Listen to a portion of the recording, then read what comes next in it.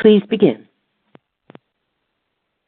Hello, this is Jennifer Laszlo Mizrahi, President of RespectAbility. I'm so delighted to have you all join us today for our webinar on Faith and Disability Inclusion Survey. This particular focus today is on our Jewish data, which was made possible from some fabulous funders. It's great to take a look at our first slide deck and see the name of our brand new chairman, Steve Bartlett, who just was sworn into office for our organization. We call it sworn into office. It's not quite that fancy, but we're so thrilled to have him. He's an original co-author of the Americans with Disabilities Act, and we're so thrilled to have him as our chairman. And it's the first time that I've done a webinar since Linda Berger has taken over as treasurer of RespectAbility. She's a major leader on disability issues and Jewish leaders from Houston, Texas. So we're very proud of our leadership changes and our previous and current board members. Again, my name is Jennifer Mizrahi. I myself am a person with a disability. I know what it's like to parent a child with multiple disabilities, and I have a background in strategic communications, including polling, and so having data like this is very important to our organization because it really means that the decisions that we're making are based on science and data and based on the information that we hear from actual stakeholders, because it's important that our work is exactly in sync with that of what is needed out in the community. But I'm especially pleased to turn this over to Meaghan Buren. Meaghan Buren is the pollster who did this survey for us, and she has a very deep background in Jewish issues, in disability issues, and as a pollster.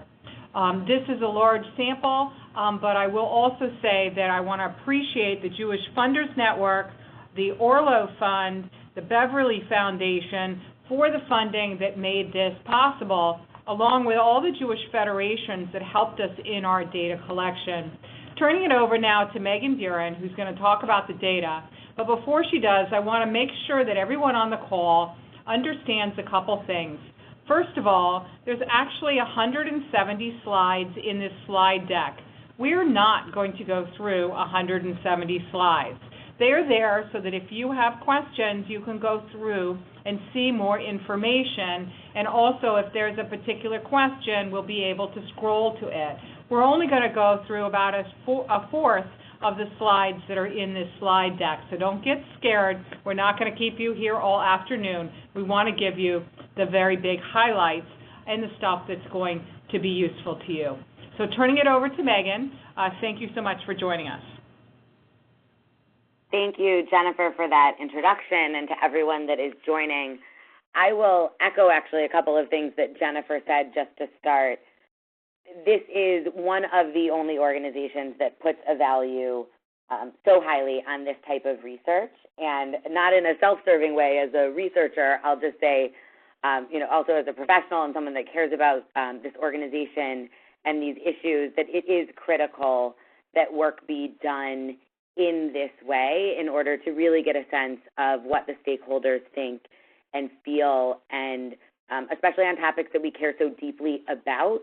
We may have ways that we think are the best way to proceed or the best way to speak about these issues and gain support and traction, but it isn't until we collect this number of views that we really can get a sense of what the best direction truly is.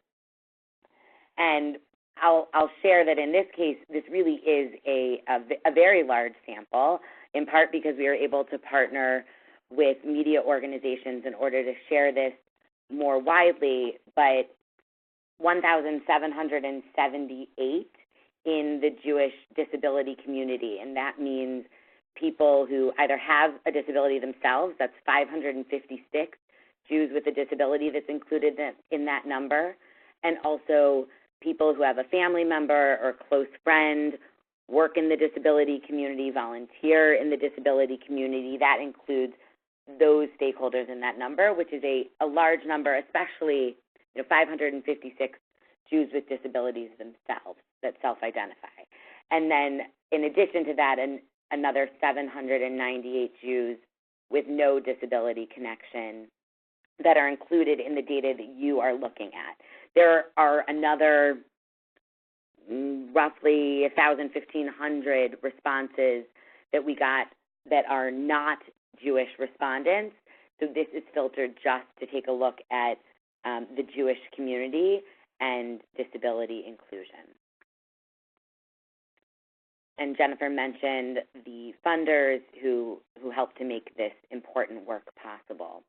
I'll echo what Jennifer said. We're not going to go through all of the data, and I'll also say that the way in which the PowerPoint is created is not necessarily always the easiest way to use it. And so I'm sure that there is a link available on the RespectAbility website as well that gives the data in a PDF that may be more easy to process and works differently with an accessibility screen reader as well. So bear with me as we go through some of this, and I'll share the highlights rather than you needing to process everything that is on the screen.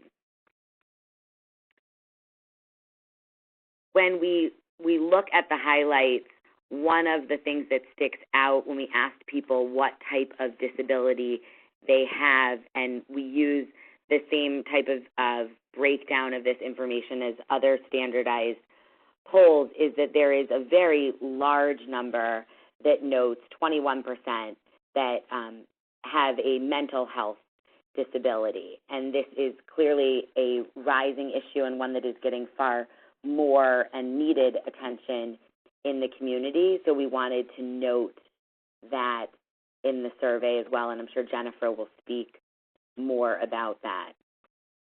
And the way that these slides are broken up is you'll see the results from within the disability community and then the corresponding results from people with no disability connection. Within the disability community, one of the things that we noted is that people with disabilities do not feel encouraged to serve in the community in large numbers, right? And so when you look at that, there is a sense that if you can see it, you can be it, and there are many in the disability community who are not seeing people with disabilities in leadership roles in our community.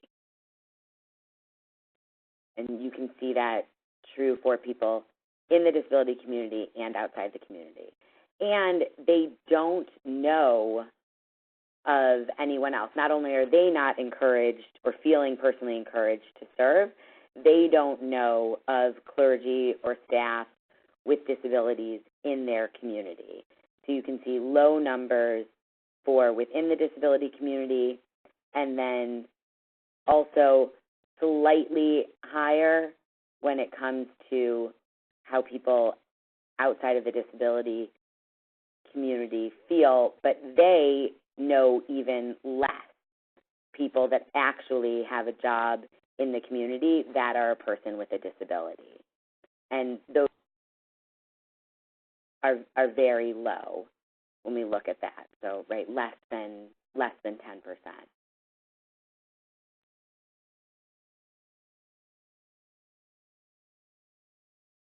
One of the things that we note, even though that we are speaking about a poll that is about inclusion in the faith-based institutions, even for people within the disability community, there are other issues when stacked up against that are very pressing in their daily lives.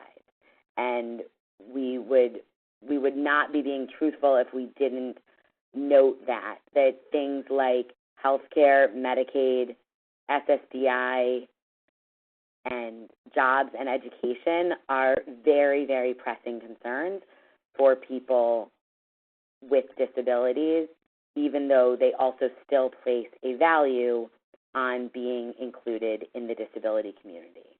But when asked to rank it, there are daily concerns that are extremely important.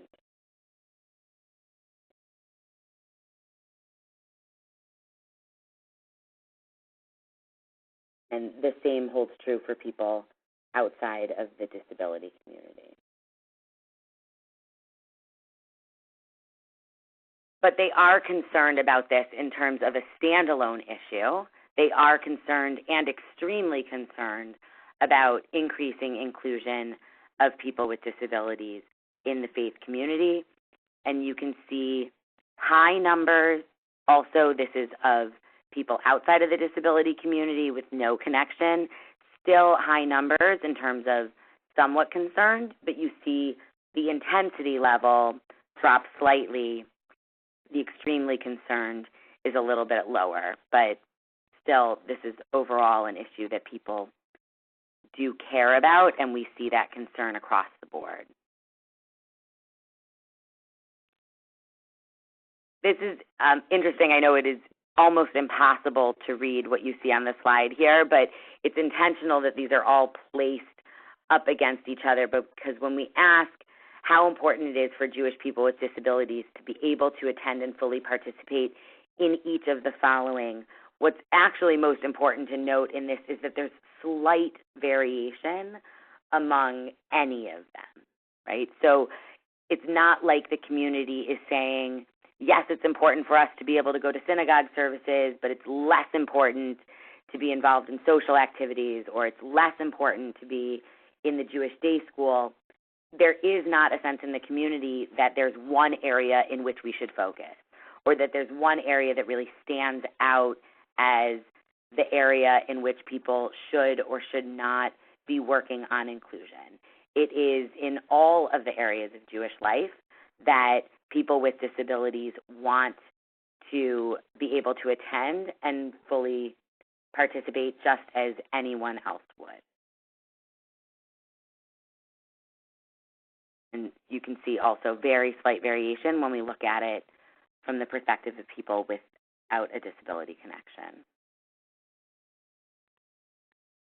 And overall, people think that the community is doing somewhat well at including people with disabilities in these activities. So somewhat well. Certainly still very much room for improvement. We have a long way to go, but what you'll see following is that there are a lot of people in the community that is not connected to disabilities that truly doesn't know.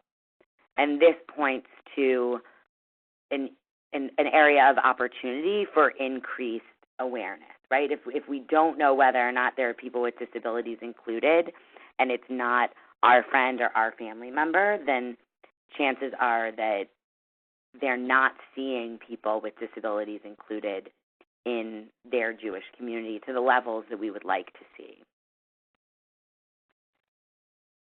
And even within the disability community, there are a lot of people who think that we're doing a little bit better or even much better. And I know that is without question to the credit of many of the people who are on the phone today who have been working on inclusion for far longer than the past 5 years. But I think that, while we all know that there's still more room for growth and a high hill to climb, it's an opportunity to also look back and think that the needle is moving, and that's important, that the community has a sense that all of the effort that you've been putting in and the work that you've been doing for much longer than 5 years is making a meaningful difference in people's lives. And again, you can see that in the community without a disability connection, the I don't know numbers stay very significant.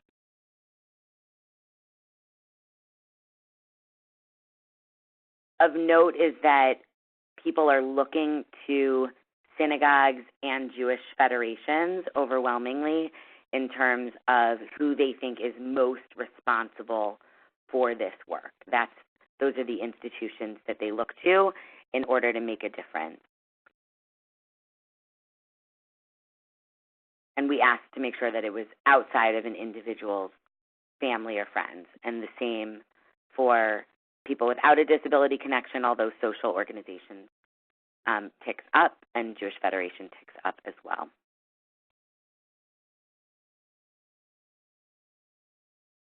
The places where they find most challenges in inclusion are listed here. Social organizations comes up high, as does Jewish day schools and synagogues. Jewish summer camps is lower, and there's been a tremendous amount of work in that area in order to, I think, make those numbers possible. And so these are areas where we should be looking in the future for increased inclusion efforts.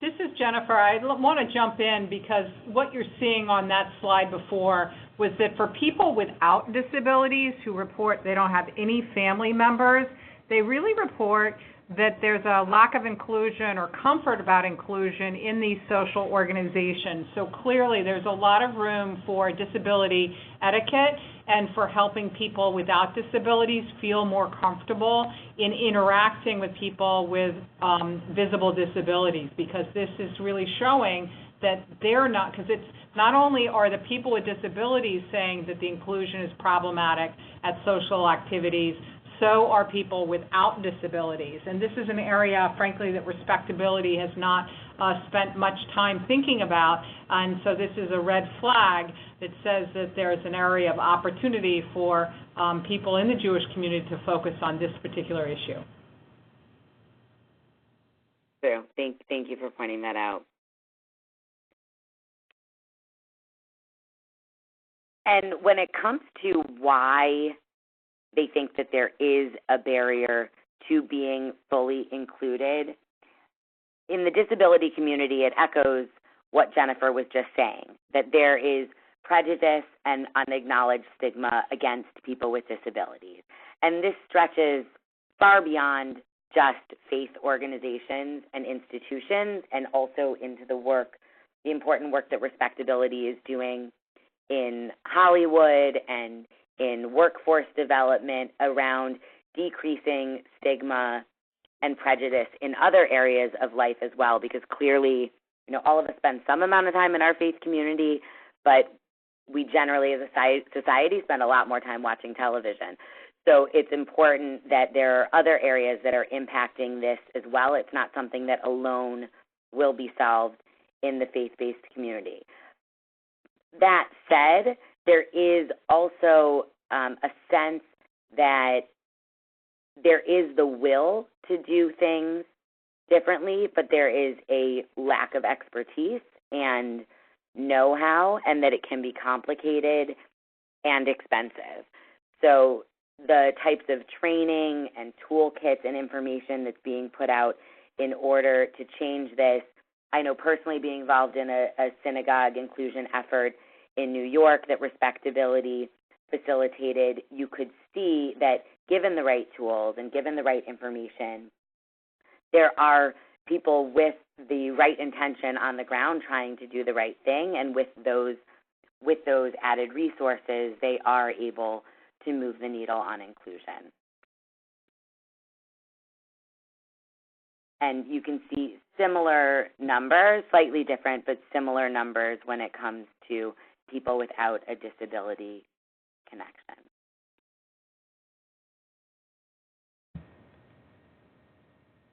All right, let me slide back for a minute. And there are additional resources that Jennifer will go through. I think those are the main highlights that come out of the poll. And if I could sum them up, it's that much of the will is there, and with the right tools and resources, it is possible to make a difference in this area. And while there is room for growth, in much part because of the people that are on the phone today, you have seen real changes in the past 5+ years. So, first of all, fabulous presentation, Meaghan, and work. Thank you so much. And I see that some superstars are on the phone with us today, including a member of our executive committee, Vivian Bass, who's an expert on Jewish inclusion and disability, and people from Matan and from Metro West and Howard Blass and others who are super experts on this are on the phone, and we are going to take questions. But I wanted to just point out a couple things that are resources. The first is that they're, this seeing that there are not people with disabilities leading Jewish organizations really is a flag, because I know that as somebody who's from a small Jewish community, I grew up in the South where there are very few Jews, and I'd go to an event and I would wonder, is there anybody else Jewish there, or am I the only one? And frequently when I was the only one, I felt a little more uncomfortable, a little less comfortable. And if there was somebody in the leadership role who was Jewish, I felt even more comfortable. And what we're seeing in this poll data was less than 10% of people being able to think about who is in leadership, whether it's a rabbi or a cantor or somebody who's in a job who has a disability, they can't even name a single person. This is really a problem. So there's a couple of exciting things that I saw. I sent around an email that most of you probably got, one of my Shabbat smiles saying, hey, send me good things that you know about. So in Chicago, some philanthropists there, including the Miller Foundation, have put together a fabulous training seminar for people who want to be board members of Jewish nonprofits in sort of the skills around how to be a successful board member. One of our board members, Shelley Cohn, who's a leader on disability inclusion, has signed up for an earlier cohort, but they have another cohort coming up. It actually costs them $18,000 per participant to put this on, but it's so highly subsidized that I think they've gotten it down to $1,000 a person, and you wind up with this special degree from the Kellogg School in nonprofit management from this program, and it looks like a really fabulous program. So you can see the link up there to this board member institute. The second thing is that the mayor of Chicago's office, Karen Tamley, has a terrific program that the Chicago Community Trust that Emily Harris has organized, that is a leadership program particularly for people with lived disability experience. It's just for people in Chicago, but I think it's worth it for people to take a look at what that program is and offers. The next thing is that RespectAbility is trying to lift up sort of case studies, role models, publications. So anytime you have something great about Jewish inclusion, if you send it to us, we will share it in our Jewish Facebook site, which is the RespectAbility for All Facebook, which I hope that you're following, and also on our Jewish Twitter, which is @JewishInclusion. We have our other faith resources at our, and the link is there in the resource thing. And then also, many people are not aware that we are doing voter guides, and candidates are sending us, particularly for the swing races for Senate and governor, but also in Los Angeles and New York City, we're asking candidates their opinions on disability issues, and you can find that those voter questionnaires are now going up at the respectabilityreport.org. And so I encourage you to take a look at what we're getting from the candidates. Some of the answers are absolutely superb and extremely exciting. I want to remind you that there are 170 slides in this deck. We only went through a small fraction of them. But maybe Virginia can explain how people can now send in their questions. You can either send them in by texting us through this system, or Virginia will tell you how to use the telephone to ask questions. So turning it over to Virginia for instruction. Ladies and gentlemen, if you have dialed in on the phone and would like to ask a question, press 7# on your telephone now. That's 7 followed by the pound sign on your telephone keypad to indicate that you would like to speak, and we will unmute your line. All participants on the web can type their questions in the bottom of the Q&A box and click on the Ask button with your mouse to send it. So the first question comes from Etta Levinson. Etta is a major leader who, in Metro West, actually, who's working on suicide issues, in particular mental health, doing a great job. She asked, question regarding not as much the sample size as characteristics of the respondents. Would you say is a broad range across the country, reflecting an inclusive sample of all walks of Jewish life, disabled and not, in all areas of the country, or is it more just those with strong communities already involved in inclusion efforts? Meaghan, I turn it to you.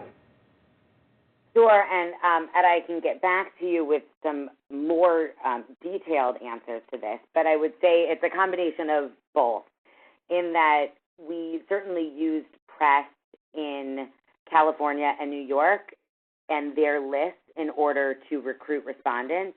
So, and Texas did a tremendous job also in sending out information. So on one side, I would say you will see heavier numbers in those areas, but it really did also go out to all walks of life. And so there are numbers that stretch across, people that consider themselves just culturally Jewish and Reconstructionists. There's a decent number that, come just from the Chabad community, the modern Orthodox community, the community conservative.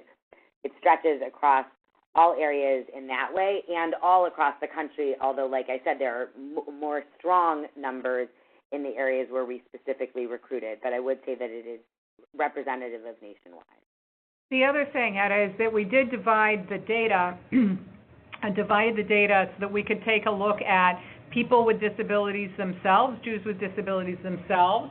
We could take a look at people who had a family member with a disability and people who had no disability connection. So as we were going through those slides, you will have seen that we were able to compare people who have lived disability experience to people who don't have lived disability experience and see what the differences are between the groups. I will say that at the end of the day that pretty much everyone thinks that things are getting better in terms of inclusion in the Jewish community, but even after they got better, it's pretty much a rating of math. Like really it was not a good rating. So we went from catastrophic, off the cliff, terrible, to significant improvement, which brought us to kind of math. So we have a long way to go. Operator, what's the next question? We have a question from Howard. Excellent. For some reason, I am not seeing it. Can you read it to us? Is there some way to more effectively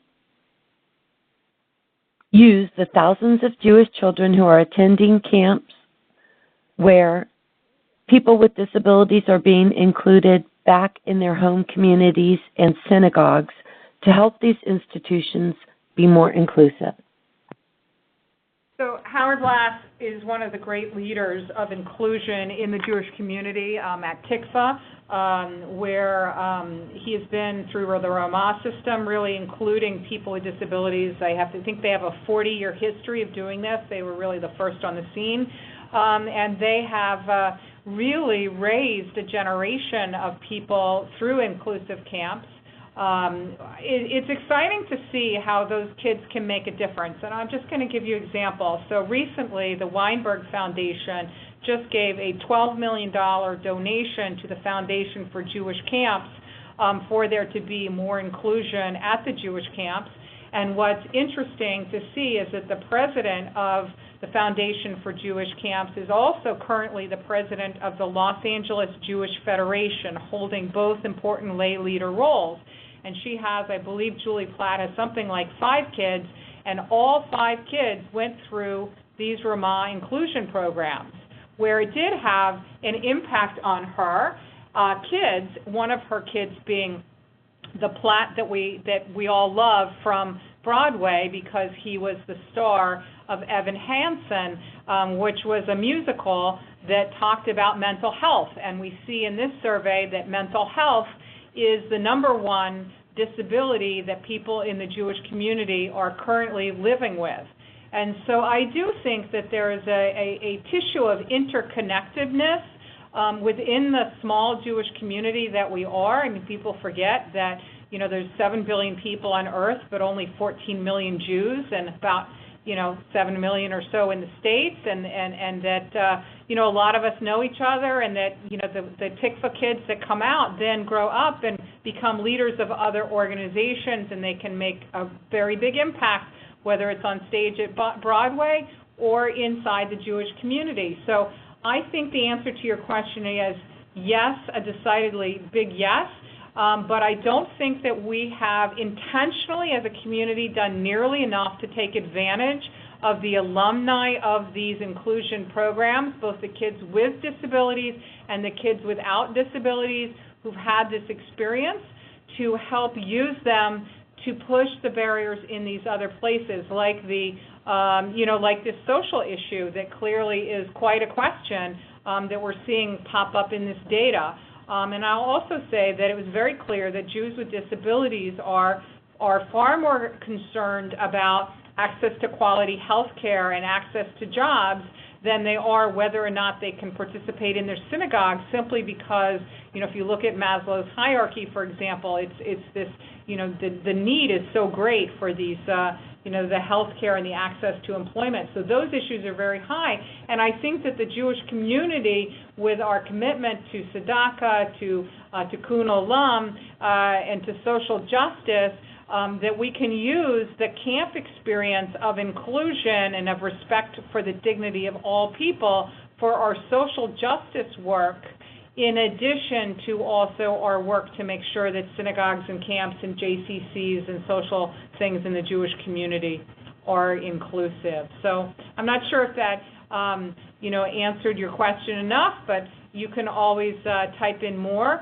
Vivian Bass asks, could you please further address interfaith families having a member with a disability and how their community can be especially welcoming and resourceful to them? I know from my professional experiences that far too many interfaith families turn away from Judaism because of their situation. So, Vivian, I'm not sure if I'm understanding the question, the interfaith families, what they're having.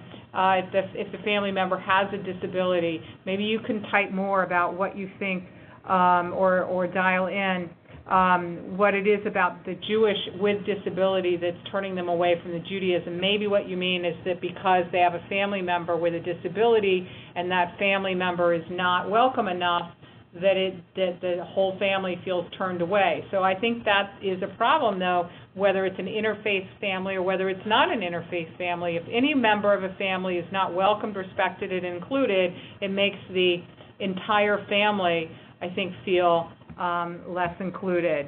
But you can add more. There we're always happy to hear from our treasurer, Vivian. So are there more questions? Well, I'll add one thing and Vivian can clarify, but there's one thing of note to add to that in some ways, just from our own knowledge, although we did not ask explicitly whether or not people were from an interfaith family on this survey, that, in some ways you're twice excluded from parts of the community if that is the case, because of a person with a disability and because of a lack of interfaith inclusion. And it isn't to say that everything is perfect in other faith communities, but one of the open-ended comments that really stuck out was from one of the participants who said that, I had two sons enroll in the same Jewish day school. They couldn't accommodate the son who is on the autism spectrum. He is well-behaved, but otherwise needs a bit more help. He ended up going to a Catholic school instead. He was disappointed, and so was I. We have seen traditionally, or historically, I guess, that there have been issues in terms of inclusion in Jewish day schools, and that this is not the only story where we anecdotally are hearing about people who want to be a part of Jewish day school education and are not able to find a place to do so. And more we're seeing that a lot of this is around the mental health, as the survey showed, with this very large number of people with the mental health decisions. We recently did a terrific webinar with Linda Berger and others from Houston on that topic, which is on our website, around suicide. But suicide is one extreme of a spectrum of mental health issues. But this is an issue that is impacting our community at very, very significant levels. 20% of households are impacted by this. 20% is quite a lot. And in many cases, the individual has a second disability at the same time. In other words, sometimes they have a physical learning disability and they've felt so marginalized or stigmatized that it has exacerbated anxiety or other issues that are mental health related. Etta has another comment. Let me just say, just want to thank Respectability for doing such an amazing endeavor. I know how difficult it is, but it's so important to us. Thank you so much. Question. Hold on. And it says, yes, you're co-op. Thank you, Etta. We really, really appreciate it. Are there other questions? Operator, do you want to open it up for the phone in case there's phone ones? Again, participants who would like to ask a question or make a comment over the phone, if you have dialed in, you can press 7# on your telephone keypad to indicate you would like to speak. That's 7 followed by the pound sign on your telephone keypad. No phone questions at this time. So, Meaghan, were there any other things you wanted to comment on before we hop off? No, thank you for the opportunity to share this important work. I hope that it will benefit the community and inspire people to continue this important work. And I just want to add, this is Jennifer speaking, that we are deeply, deeply grateful to the Jewish Funders Network, to the Orlo Fund, which is the Orlovsky family, to the Beverly Foundation for the financial support to make this possible. We're also very grateful to the federations that helped by forwarding this questionnaire, and all the people who forwarded it to people that they serve out in the communities. But to remind folks that we also rented a number of Jewish lists, whether it's through JTA or Haaretz or J-Post or other, to make sure that we were getting a very, very broad sample and not just sort of the usual suspects of the Amen choir that work with us on disability inclusion already. This really was a very broad sample and a very large sample, so we're very grateful for that. I just want to add that a lot of people, a lot of organizations, Matan and the camps and the JCCs and the federations and others seem to all be rowing in the same direction of trying to expand inclusion. The Ruderman Foundation also, and others. At this point, we have made significant progress. We did a similar poll multiple times in the past. We are seeing significant improvements on these issues, but I just want to add that after significant improvement, we're pretty much still at a meh, so we have a long way to go. I did really appreciate Howard's comments about what could we do with the campers, alumni, to help engage them in solving some of these problems themselves. I think that's a really, really brilliant question, and I hope that others who are on this call will think about that.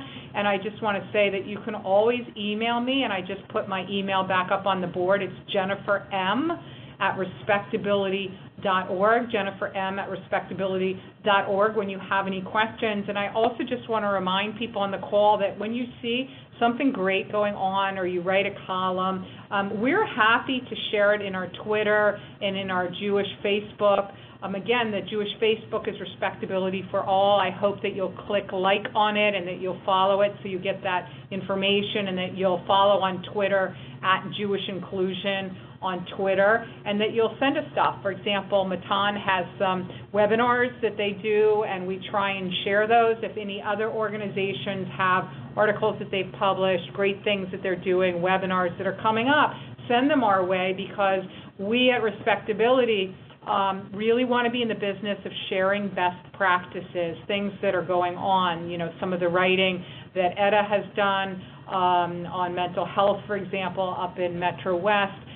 These are things that we want to be doing. So just send stuff to us so we can share them more broadly. I think most people on this webinar know that we have a Shabbat Smile that goes out each week where we're trying to share resources and ideas. And we have actually more than 3,000 people who subscribe to that every week. That's a lot of people who care about these issues. But this is a very large sample size in this poll. And it's really wonderful to be able to have such accurate data, significant data sets to work with. So Meaghan Buren, I want to thank you for your leadership. I want to thank the board and the staff and the volunteers of Respectability for doing this work. I really want to thank all of you who are on this call with us, and I also want to thank Virginia for helping us with the call, and I want to thank our captionist. We're very proud that we have live captions on our webinars. Not very many people do that, and we think that it's very important to make sure that people who are deaf or hard of hearing can fully participate in all webinars. We'll be putting this deck up on our website along with all other former webinars. And I want to remind you also to go to the Respectability Report to look for updated voter information. We will be sending out voter guides. So thank you again so very much. And on behalf of Respectability, I wish you all a wonderful, wonderful day. And let me also just say that Vivian Bass is playing a major role with us in terms of looking at opportunities in New York and in Los Angeles for leadership. And so please, if you have any information for her as well in terms of leads or people who want to get involved, please shoot me an email, and Vivian from our board will also be in touch with you. Thank you so much. It's delightful to speak with you, and have a wonderful day. Operator, this concludes our webinar. Thank you all for attending.